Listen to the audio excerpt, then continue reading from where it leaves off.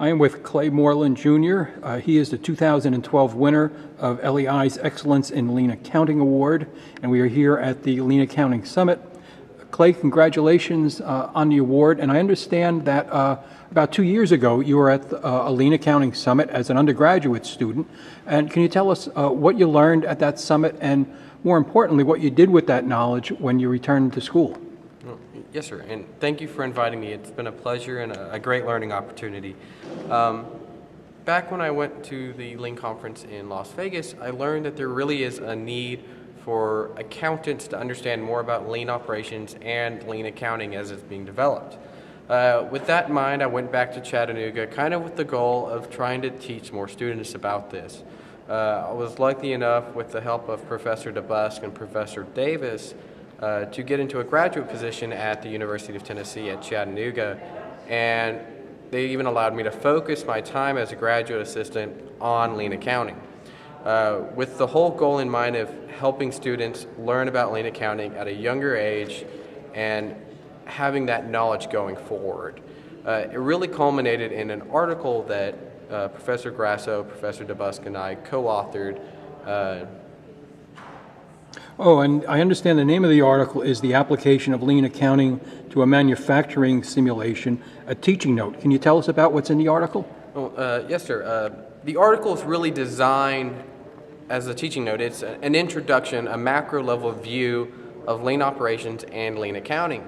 The premise of the article is a production simulation, an inventory simulation, and we do this with 4 standard cells or workstations with standard work.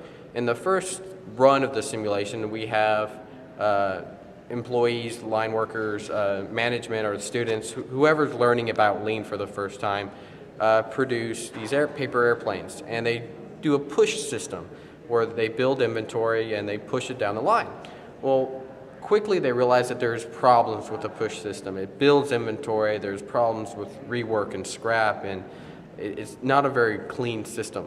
So we have them reset the line and we run it the second time as a lean system, and they'll realize that lean production, lean operations really does clean up the operations end of a company. And this is what operations people have been telling accountants for years now, is that lean is efficient, it works on the production level, on the assembly floor, on the operational level. The trouble then begins is how do we get that transferred onto the financial statements? So the second part of our article deals with that. The first half is the production and the operations, the second half is the financials. And we also break the financials up into 2 steps. The first step involves using a traditional standard cost system to value the lean inventory and the lean production run. And you'll soon realize that the lean production run is a decrease in inventory, which makes the income statement look bad. It brings costs that were stored in the balance sheet onto the income statement and really makes the financials look terrible. And this is a problem that a lot of lean companies have. And so we then have the managers, whoever, do a lean or a P&L statement instead. And this is the second kind of accounting system that we teach them to use.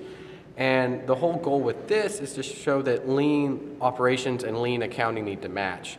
When you do a value stream P&L, the income statement or the inventory is handled differently, and it's expressed in a different manner that's still compliant with GAAP. It's a little bit easier to understand and helps management make better decisions. And this has really been the whole goal for it, was to teach people new to lean why that change needed to happen, why that lean operations needed lean accounting. Clay, we'll look forward to reading the article, and once again, congratulations on the article and on winning the Excellence in Lean Accounting Award. Thank you for your time and for your consideration.